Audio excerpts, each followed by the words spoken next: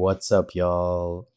Welcome to Live Chats with Friends. If this is your first time joining us, thank you so much for being here. If you're returning, thank you for continuing to show up for not only yourself, but all the people that you engage with as you move through your day to day after you choose to stop by and tap into these conversations. I cannot believe that we are more than halfway through the year, or just about halfway through the year. That happened so quickly.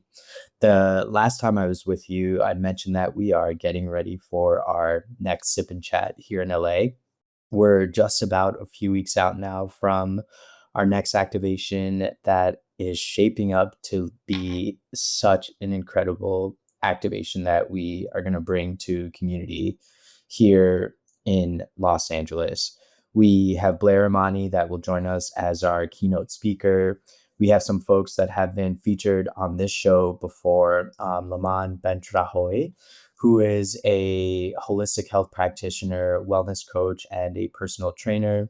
We also have Bucky Mitchell, who is also a holistic health practitioner and a yoga teacher. And then Desiree Vasquez will also be joining us back in the room as our resident sound healer, alongside an on-site esthetician that will join us as part of that wellness station activation. If you'd like to learn more about the program that we will look to offer, if you'd like to sponsor the program, we're also still looking for sponsors. You can find more information below in the show notes. Tickets are also on sale. There aren't many left, so grab yours if you'll be in LA and would like to check this out. As I'd mentioned, the last time that we got together, I'll be sharing another replay from our last Sip and Chat, which was the main stage conversation that we had with Dr. Andrea Holman, and we got behind the psychology of the roots of resilience. What does that really look like? How does it feel in the body? What are some of the emotions that are associated with that? And then how do you effectively move through that to get to the other side of whatever change or life or lived experience that you may be moving through? I hope that you take the time to reflect on some of the insights that she pulls forward. In this conversation, you'll also get to hear some of the audience dialogue and questions that surfaced during the time that we spent together. I so appreciate Dr. Ullman. She's such an incredible storyteller. She is great with people, and I'm so looking forward to continuing to collaborate with her.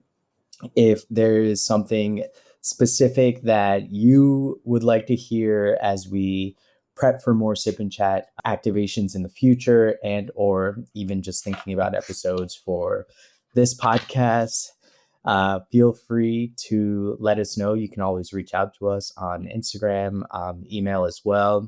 All of that you can find below in the show notes.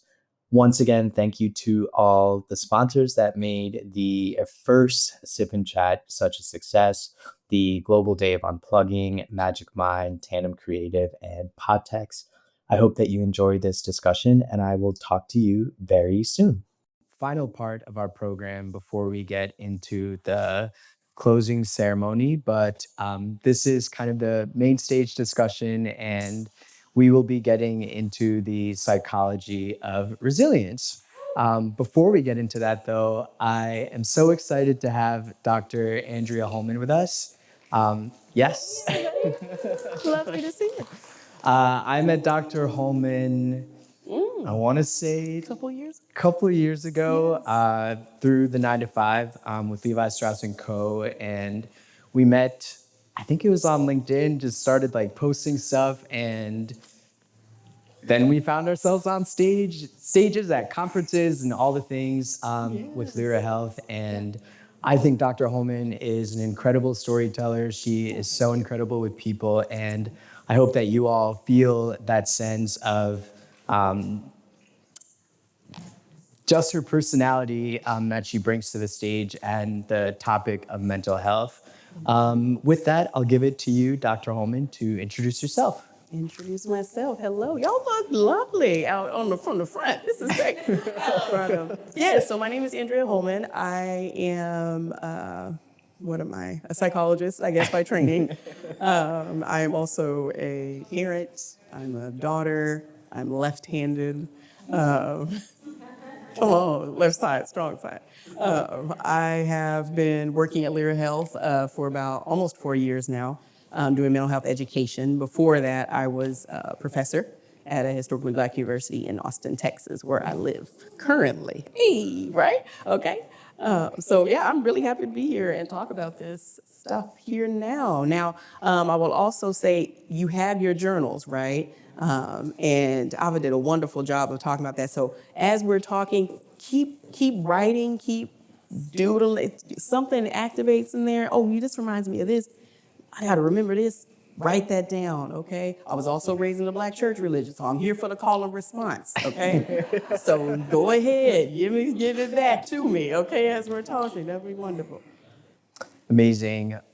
So, as many of you know, at the start of the year, we all went through something traumatic, which was the wildfires here in LA. And on top of that, just the news and election and everything else that's been going on. And so that kind of sparked the theme or the thought around the theme for tonight, which is, again, the roots of resilience. Like, what does that actually mean as we think about all the things that are happening around us and how we move forward, how society has framed resilience in what people or humans are supposed to do as hard things are happening to us in our lives. And so, Dr. Holman, I would love to dive right into this. And to you, kind of thinking about resilience, we often hear resilience, or it's often framed as us being able to bounce back. But what does that really mean? Or is that the whole truth? Is resilience about returning to who we were, or is it becoming someone new after struggle? Again, kind of thinking about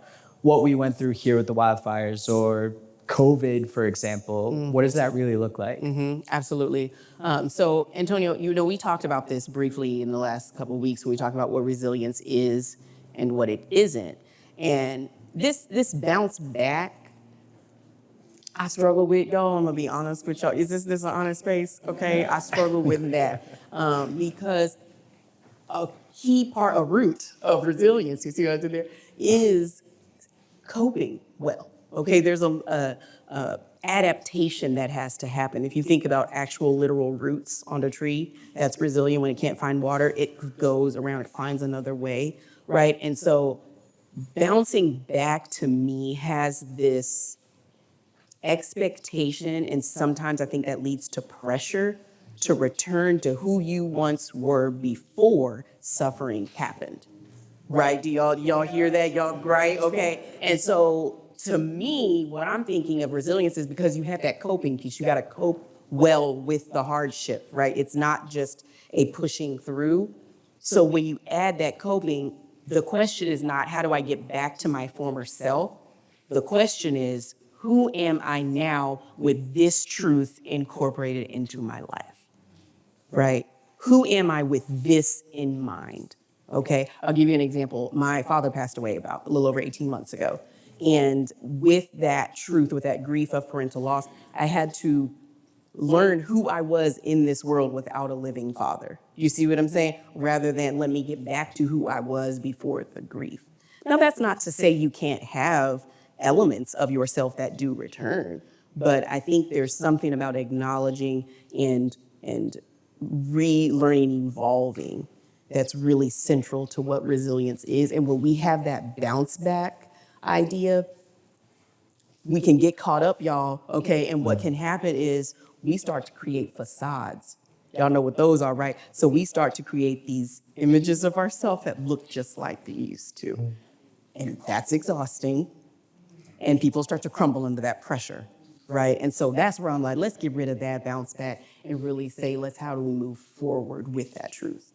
And on that, thinking about how this is positioned or the way that the media or people around us, society has structured resilience, it's oftentimes positioned in a way where it's like push through, work harder, don't complain. What is that fine line between resilience and self-neglect, or is that self-neglect? Yeah. The awareness and the acknowledgement, I think, is the key difference. Self-neglect can happen when you have a distorted idea of what resilience truly is.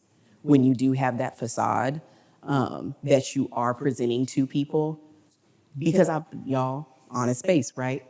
I know that there are some people, and I'm game recognized game. I'm one of y'all, okay? But there are some times where you have this presentation like everything's okay because other people are expecting that from you, right? And so I think a lot of times when people don't go through what you go through, so it could be a fire, it could be a natural disaster, it could be grief, it could be any host of unspoken brokens that you got. Okay, so when people don't do that, there's a level of privilege that comes with that. There's a level of distance that comes when they just don't really get it, right? And so you can neglect yourself in the face of that type of privilege. You see what I'm saying? Where people are not getting, they looking at you confused. That's still a thing for you? Or are you feeling better? Right, with that expectation of like what you gonna push through, right? And so that's where I would say we don't have to accept that. I think we can stop there and say, I'm gonna let you have that. Because I think sometimes that pressure, what you're talking about, and that push towards self-neglect is like when people are asking you to be resilient. I'm gonna keep it real with y'all. I think sometimes, not all the time, but I think sometimes what people are really saying is, could you please experience the suffering in a way that doesn't impact my life? I'm sorry for your loss, but that doesn't really, I can keep doing what I was doing, right? Thoughts and prayers, sympathies, right? But I'm really trying to be over here with my stuff and to truly be in community and support with each other. It calls for a disruption and an inconvenience and a discomfort.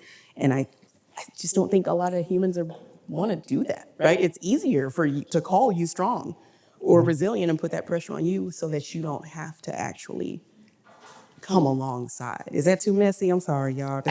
It's real time. Okay. Now, you've spoken about false perceptions of strength Yeah. in terms of resilience. Talk to us a little bit more about that and how that contributes to this dark side of the term itself. Yeah. So I think we're going back to the technical definition of resilience when we're talking about something happens, a hard thing happens, you acknowledge it, you cope well with it, and then you move forward better, stronger, wise, whatever it is,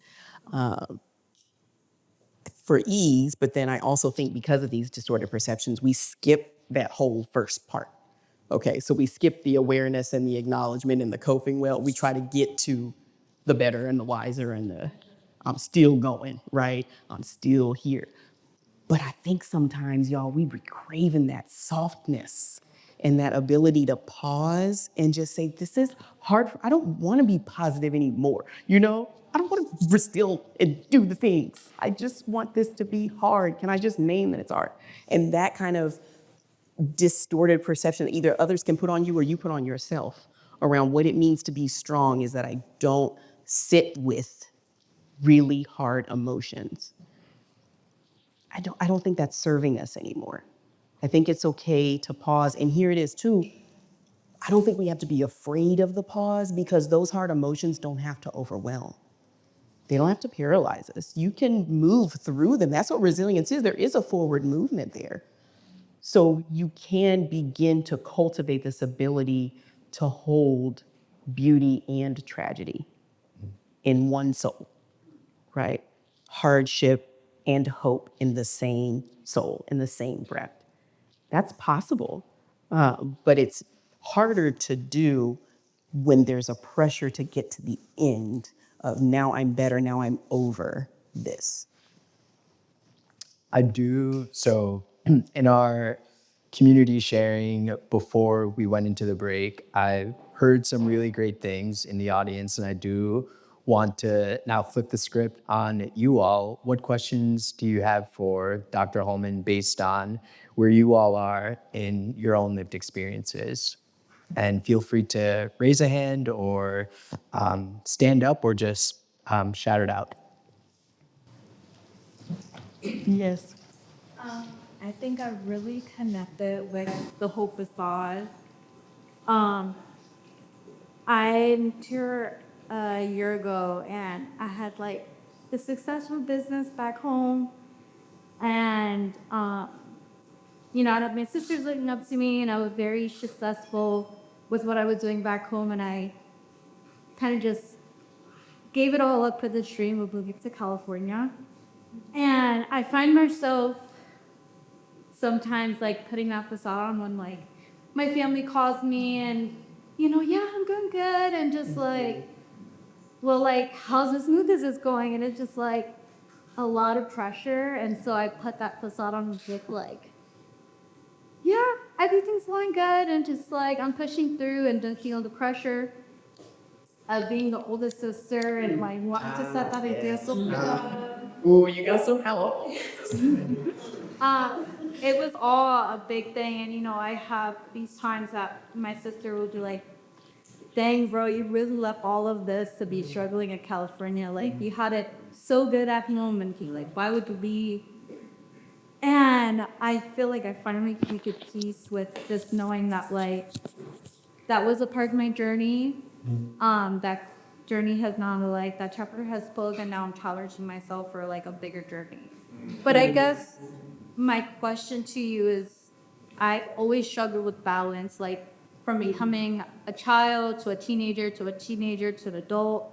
Finding like the balance in my life has always been a challenge. I always do like too much in one area and I neglect another area.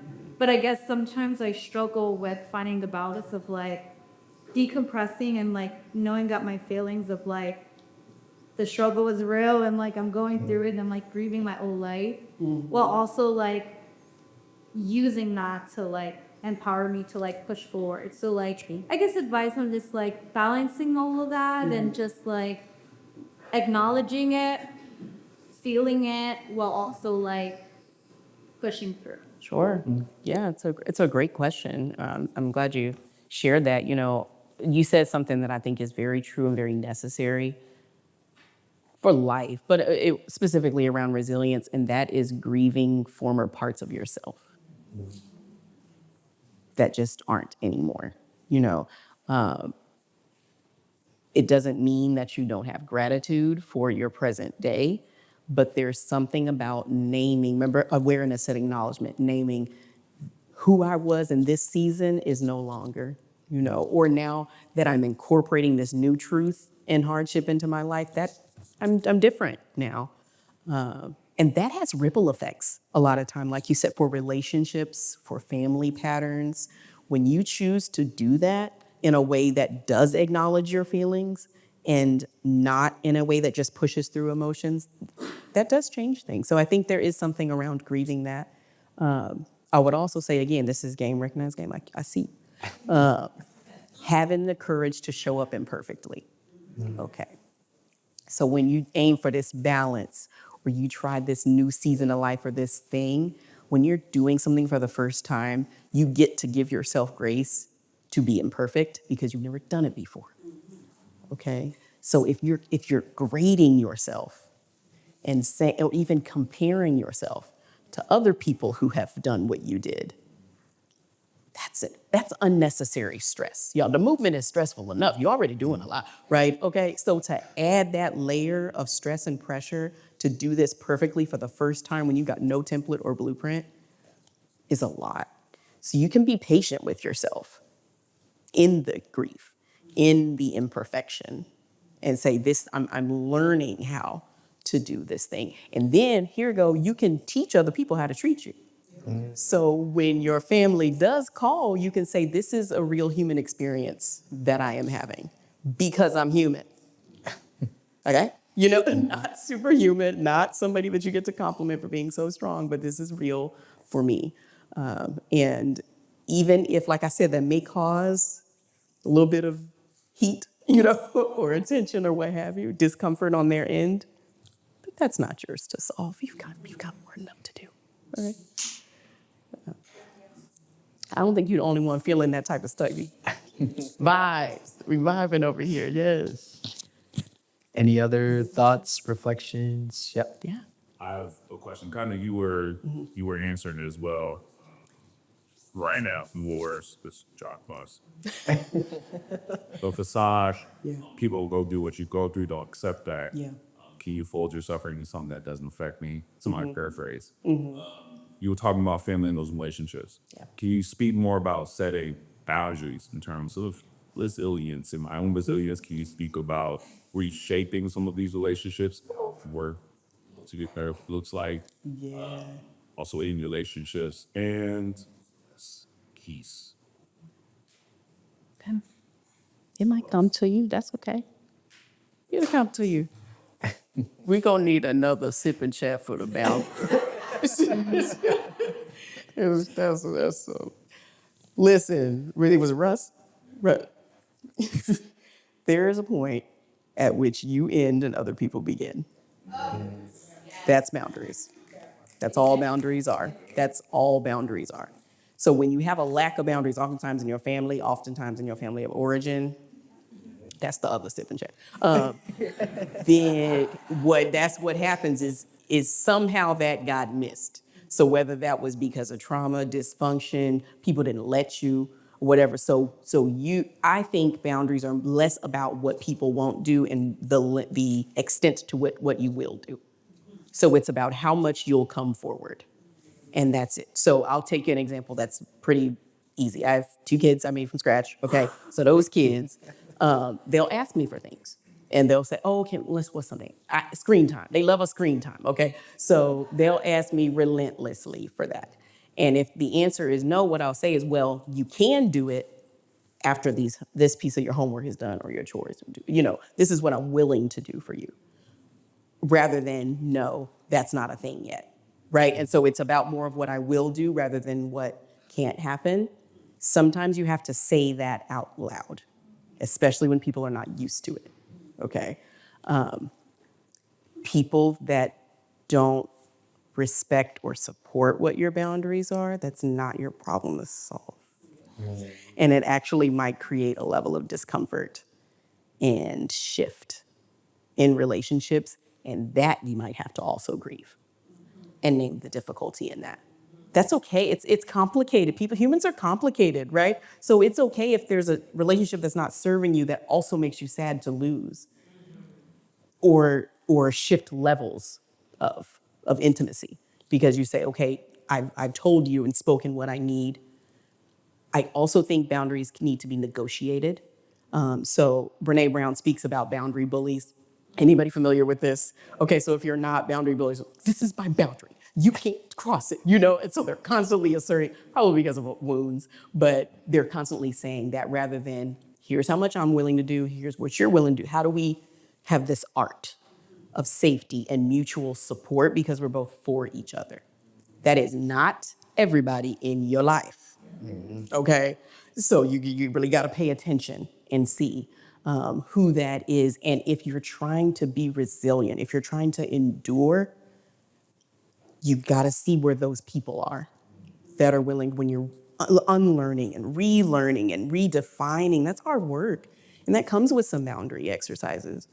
So the people in your life that are your people, that is your safe people, they'll figure that out with you, and you'll figure it out together so you can pay attention to how people respond to you in suffering.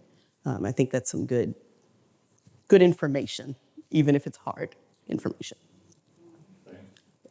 So, Dr. Holman, if resilience isn't about pushing through or being strong, what is that one radical mindset shift that we can all make today or as we leave this space going back to our daily lives to move through really tough and challenging moments or just hard things? Man, I think what I was saying before is about holding beauty and tragedy in the same person.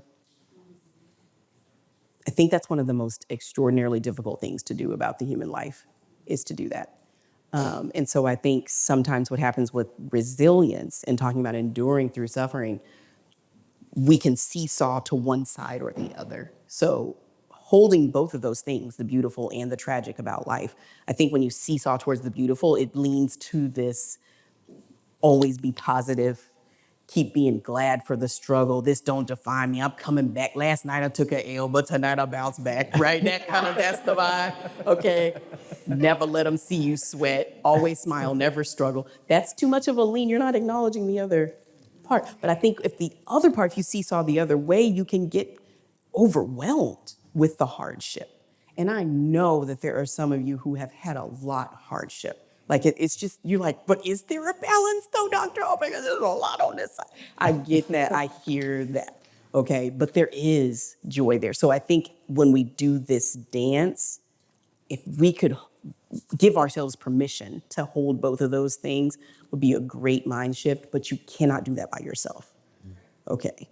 Resilience is not a one-man show. It's not a one-person show. It is something that you have to have community support for, maybe even professional support for, if you find yourself really, truly struggling, like, I don't know how I'm going to get through this thing.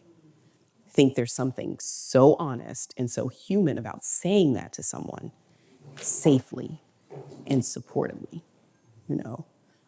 It's a beautiful gift to be able to sit with people in the uncomfortable and the unchangeable, you know. Not everybody can, but I said find your people, you know. So have that mindset shift, but do it in concert with other souls going through what you're going through. And ask for help, y'all. Don't be over here tripping, okay? Listen, if you need support, you can go ahead. You can give yourself permission to ask for it, you know, without shame or apology or guilt.